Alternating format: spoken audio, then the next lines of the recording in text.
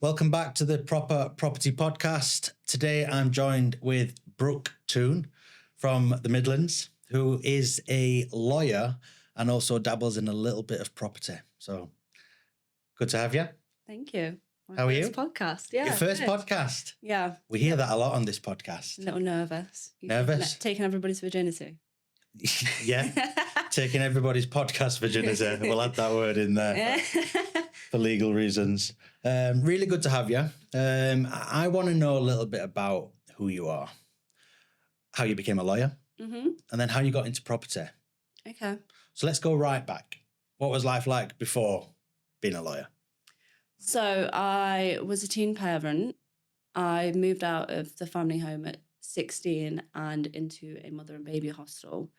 I was on benefits, well below the poverty threshold, struggling. I am now diagnosed with ADHD, but at the time, You had no idea. No idea. Mental health wasn't a thing and all of that. So I was determined that I was going to go to university just to prove everybody that thought, oh, she's a teen parent, and just sort of wrote me off.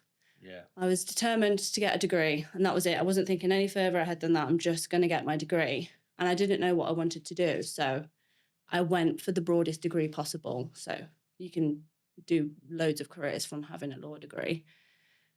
So I did my degree. I got through it, but unfortunately was only able to get a 2-2, which is, for those who don't know university speak, it's probably like a C equivalent. Not the best grade, but it's not the worst either. Still a degree. Still a degree. Yeah. A lot of legal jobs require a 2-1 or a first. So for me to then become a lawyer from a 2-2 it's not impossible. It just makes it a little bit harder for some people. Did you have to start in the law industry a little bit lower and work your way up, or? Yeah, so I finished my degree and then I did the legal practice course, which is the academic training to be a solicitor. And that was funded from the university for people from disadvantaged backgrounds. I was like, check. Tick. So I completed that, and then I got a mentor in a criminal law firm. He was actually the founder. All right. And he gave me my first legal job advising people in a police station. How old were you at that stage? About 20, 21-ish. So far, so good. Yeah. Then I saw an advert for a law centre, which is a charity organisation that provides legal advice to people that can't afford it. And homelessness benefits, all of those things that I'd been through are sort of the issues that the clients of the law centre face. So I was like, this is great for me. And I did it based on, it was the only sort of legal job that appealed to me at the time. Yeah. So I applied for a training contract, which is what you need to do to become qualified solicitor. And it was the only one I applied for, and I got it straight. I think there was like 15 other candidates or something. So I got that. People getting the first training contract that they applied for is like pretty much unheard of in the legal world. It's like really competitive. So well done. Yeah, I mean, again, pled poverty. So So you're a solicitor at this stage now? So I did my 2-year training contract, and then at the end of that, you get admitted to the role of solicitor. So it's in February 2019 that I became a solicitor. And I was actually a solicitor advocate because I did the higher rights of audience, which means I can essentially do what a barrister does. Okay. So, yeah, and then at that point, so throughout my training contract, I was really quite socially awkward and struggled to speak to people, and obviously didn't have any confidence because I was a teen parent. So I sort of forced myself into situations. So I didn't like talking on the phone, so I signed up to do the volunteer phone lines. I didn't like speaking in public, so I signed myself up for public speaking gigs. Yeah, I imagine that'd be quite difficult being a solicitor or a lawyer, not being able to speak in public. Exactly. But also I knew that I always knew that I was going to be successful from a very early age. It was just a feeling that I had. And if I was going to continue to hide when I felt scared and shy away from situations that pushed me into new comfort zones, I was never going to get there. And I knew that. So yeah, I just continued to push myself. And then It's good that you were able to recognize that as well, because there's a lot of Yeah. people that do feel uncomfortable in these sorts of situations or environments, and they just accept that. Yeah. That's just how I am. That's Yeah. just me. Yeah. But it takes a certain type of person to recognize that that is a weakness Yeah. that needs to be turned into a strength. I think having responsibility so early meant I was so switched on. Yeah. I mean, I kind of always was from a kid anyway. I was like the independent nerd that just went and did a little hyper focus on things and whatever. But yeah, it just meant that I just had to start thinking of my future from a very, very early age. So I had no choice. Like, I had to grow. I had to get the life that I wanted. Nobody was going to get me there but me. And so I had to continuously just push myself. I kind of, I wanted to as well. Like, I didn't want to be nervous. I didn't want to be anxious. I didn't want to be self-conscious. Yeah. It wasn't a good time for me. So, So you mentioned, sorry, I just want to take you back a little bit. You mentioned you're diagnosed ADHD. Mm-hmm. At what stage of your life was that diagnosis made? Last year. Last year. Okay. So I know we're kind of going off tangent, but again, based on what we've just said, that's just me. That's just normal. Did you just assume that that was how everybody was? Or did you always know that you were slightly different in terms of this ADHD? No, I had no idea. Yeah. I genuinely thought that my brain worked the way that everybody else did. It was only when I think like ADHD has had like a little renaissance on social media, and it's like obviously the awareness has been brought to everybody's attention much more, the symptoms and things like that. And I think it was my friend who had a diagnosis, and she was like, "You're so ADHD," and it was just like a little like personality quirk of like, I didn't actually believe it, but then I did. And then in private practice, it really became apparent. Yeah. Like, the chargeable time, the time recording that you have to do in private practice is brutal, like 7.2 hours a day, and that's just chargeable work. So all of the business development, all of the admin and everything else that you've got to do. So you like could be sat at your desk for 8 hours a day and not come up for air. And that just, it doesn't go well with an ADHD brain. Yeah. So it really became apparent then. So I got diagnosed through work, essentially. And then, yeah, a lot just made sense, because I always thought there obviously there's two types of ADHD, and there's like the hyperactivity and then the, I can't remember the name for the other. I'm not sure myself. There's two elements to it. You can either be like hyper-focused and all of that, or hyperactive, which is usually what men tend to display symptoms of. So that's why they're diagnosed so early.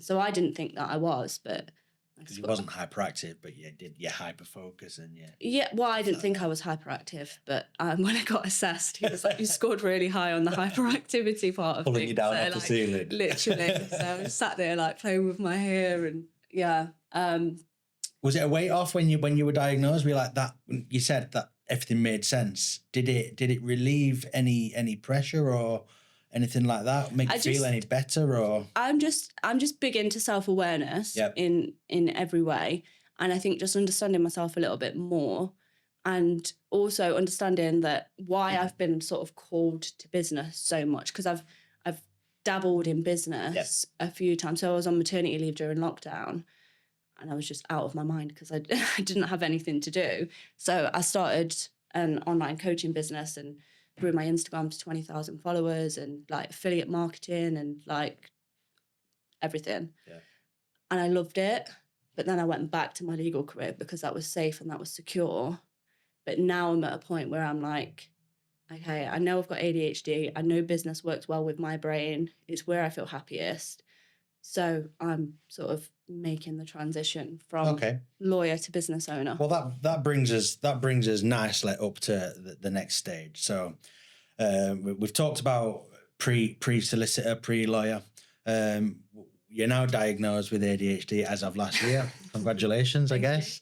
And you're now wanting to transition into businesses. You've already got businesses, you've already had successful businesses, and you've already got businesses now. But what's the next step?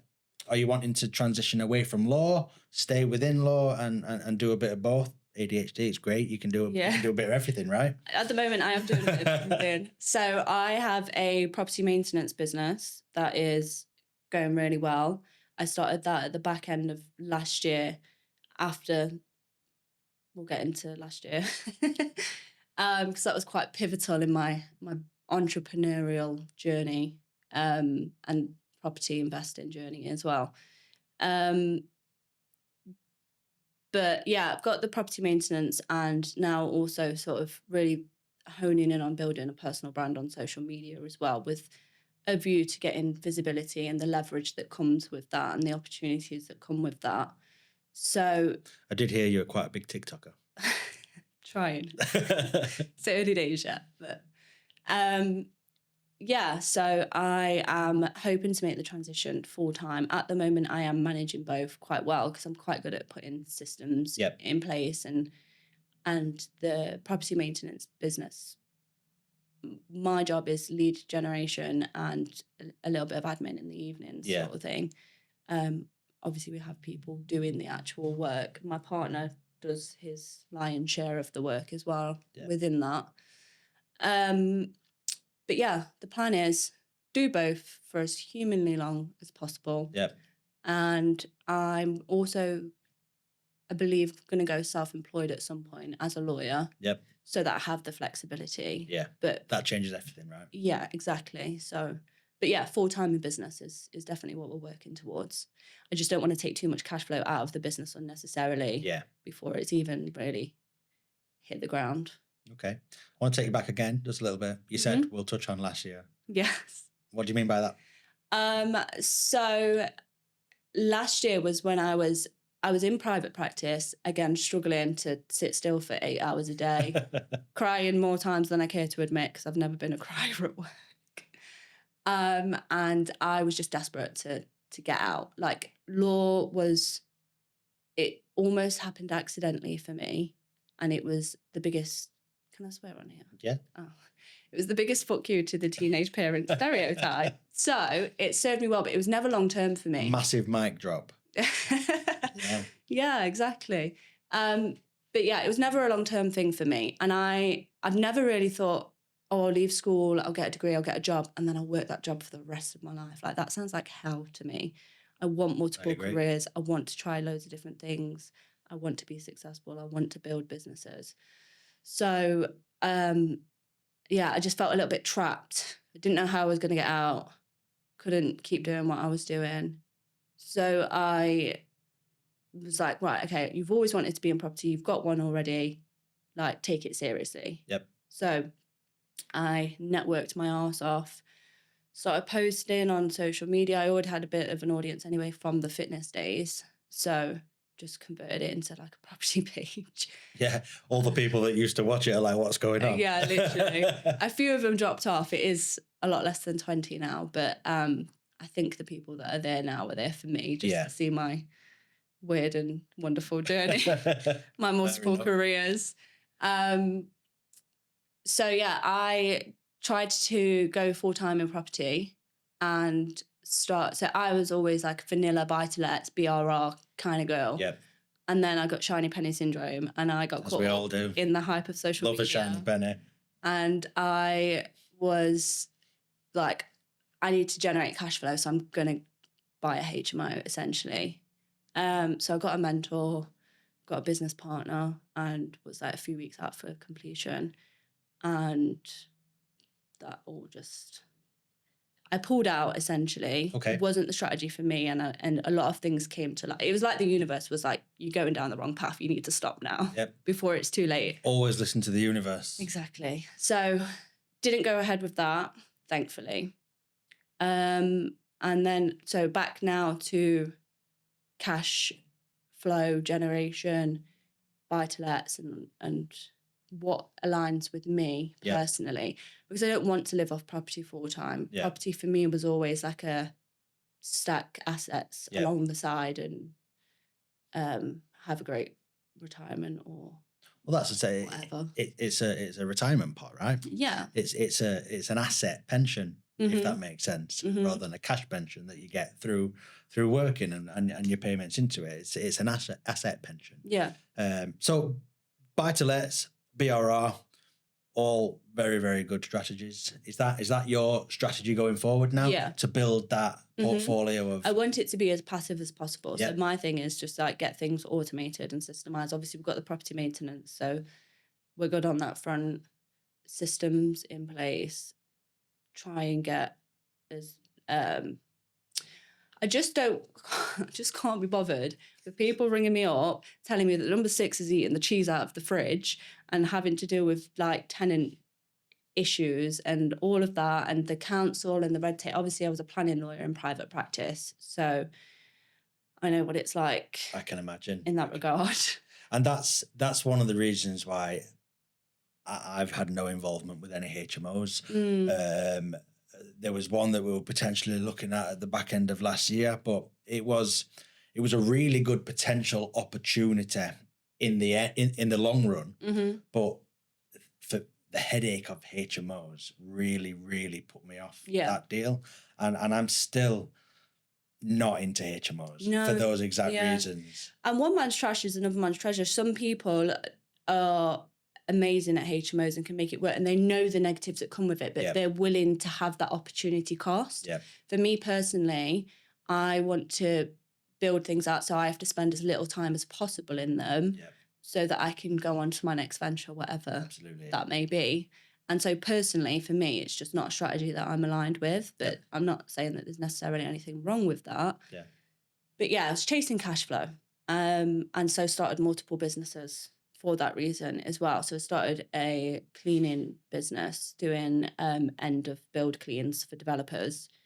And then again, when I separated in that partnership, I separated in those businesses as well and sort of set up on my own. Was that in the same partnership as the HMO that you just mentioned? Okay. Yeah. And then, so then I set up on my own and intended to sort of continue the cleaning, but got a lot of estate agent clients and they were all like, do you do this? Do you do this? Do you do this? And I was just like, yeah, I do. Yeah. And I'm very much like a say yes and figure it out kind of person. Me too. So, I mean, I get contractors now that are like my clients' contractors. We had a job the other day, a cellar had filled with water, so we had to pump it out. But obviously the electrician needed to get in to fix the pump so that it didn't keep happening. We couldn't just leave a pump on with no water going through it, so we had to turn it off. So overnight it filled up a little bit. Left the pump set up. All he had to do was walk in, flip the switch, drain out what was there, fix it. I'm not doing that. It's not my job. So, what? Yeah. Whereas if people bring things to me, I'm like, yeah, we can do it. We can figure it out. Yeah. Leave it with me. And it is, people are like that. Yeah. That's not my job. Yeah. I don't get on with people like that. No. Because I'm a very much like what you said. Yeah. It's a little bit. Can you do this? Absolutely. Yeah. It's like an employee kind of mentality, isn't it? Yeah. Without talking shit about employees, because I am one. Yeah. And I always struggled when I was an employee as well. I worked for big hotel brands. I always struggled with that mentality. And I always struggled with a lot of mentalities in normal working, I don't know, what's the even word? Environments, you know what I mean? When you've got employees and you've got your managers, everything's too structured. Everything's too rigid. There's no flexibility. Whereas I find being self-employed, running my own businesses, that the flexibility drives you forward. Flexibility allows you to change for the better. No, it just scratches your brain, doesn't it? Yeah. It's so good. Yeah. I'm so glad somebody else is on the same page. Yeah. No, so you mentioned you do quite a lot of networking. Do you still do quite a lot of networking? I do. I'm focusing more on business networking this year. Yep. Rather than property networking. Yeah. I feel like the property thing, like, I know I'm quite well connected, I feel, in the property space, and it tends to be the same people doing the same things. Yep. And so I feel like where I am right now in terms of building out my business networking, I'm going to get more from it. It's a better use of my time right now when time is so scarce, because I'm doing social media, I'm doing the business, I'm working full time. Yeah. So I'm trying to be much more intentional and targeted. Whereas last year I was just like, this is a whole new world for me. Let me go out and meet exciting. everybody. And naive. Social media, you touched on that. Yes. So tell us about your social media. Is that something you're actively pushing alongside your businesses now? Or? Yeah. So now, yeah. So as of like the 6th of January, I feel like everything happened in the last 6 months, right? Pretty much. Yeah. Yeah. ADHD. Yeah. Yes. Good. Yeah. It's been. So what are you pushing? Is it every channel, or are you niching down to focusing? So like I said, I've already got a bit of an audience on Instagram. Yep. I've got, I don't know, I'm a bit scared to post on Instagram at the moment. I don't Why? know why. I've just got a mental block on there. I don't know. I think it's because Instagram is more everybody that I know, whereas TikTok is just, yeah, I don't know anybody. I'm just throwing stuff out into the void sort of thing. But yeah, definitely plan on building a personal brand to create opportunities, leverage, all of those things. I like being able to help other people that have been in less advantageous situations. Yep. And either don't know how they're going to get out of it, or just need to see an example of somebody that has gotten out of it, just to inspire people. And like, I'm so big on like mindset and I was saying before, I was like, I always know a good quote. What's your favourite quote at the moment? Oh God, you've put me on the spot now. I have put you on the spot. That's a difficult one. Whether you think you can or whether you think you can't, you are right. I'm always right, so I agree with that. Yeah, I completely agree with that. Yeah. But I'm very much the person that's, the friends are like, oh, okay, all right, we get it. We don't want to hear it anymore. And I'm like, life's amazing and you can achieve anything that you want to achieve. And so like my partner, he's now started a business off the back of my ramblings. My stepdaughter come to live with me in the past year and didn't do well in school again because of ADHD, and was sort of made to feel a bit like a failure, and that her aspirations in life should be cleaning toilets or she started a business whatever. as well. So she's working full time and she's looking to do a business management degree. Great. So yeah, a family of entrepreneurs. Hopefully, yeah, that's my thing. I like to help people. And so I think social media would be a good forum for me to do that, which is what I post about on TikTok, which is really starting to resonate with the audience. So yeah, we'll see what comes of it. TikTok's a huge platform. It's not something that we've really tapped into. Our business handles are not really on TikTok. Our podcast is on TikTok. But it's definitely, and I've seen it from an outsider looking in, the numbers on there are huge. The people that are interacting with it, the people that are viewing on it, the people that are creating content on it is just massive. Yeah. It's arguably the biggest platform at the minute. Yeah. And I had a little look at your TikTok yesterday, and it's great. It's great. And I think everybody should be on your TikTok and checking you out, because you really are quite inspirational from the conversations that we've had this morning.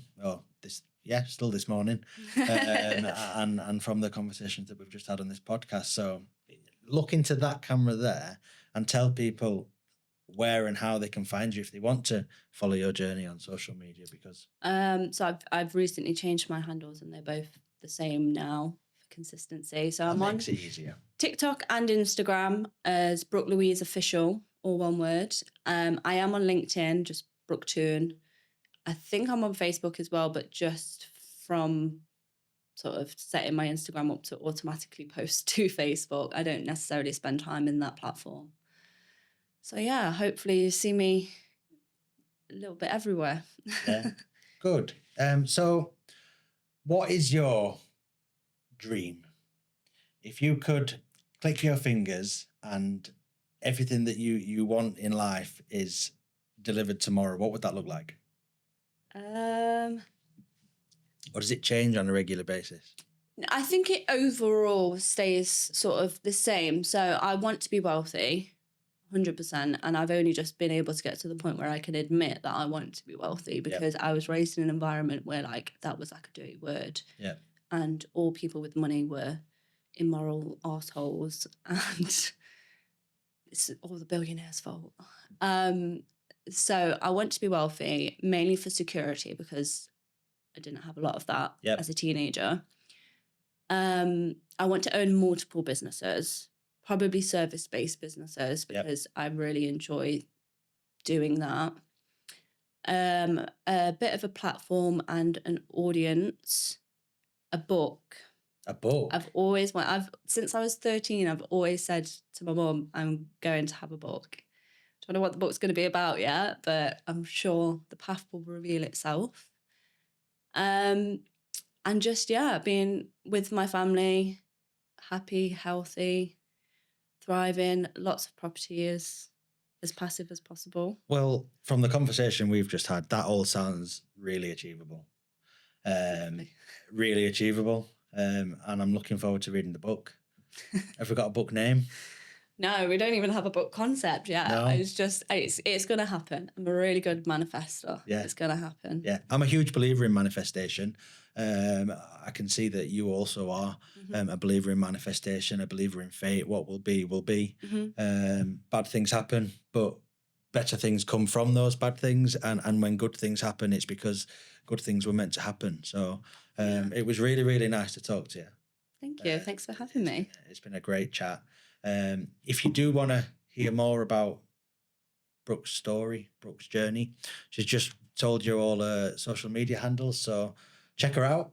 She's an inspiration, and we can't wait to see where her journey takes her, and I'm looking forward to reading the book. That's it from us. Thank you. Bye. Thank you.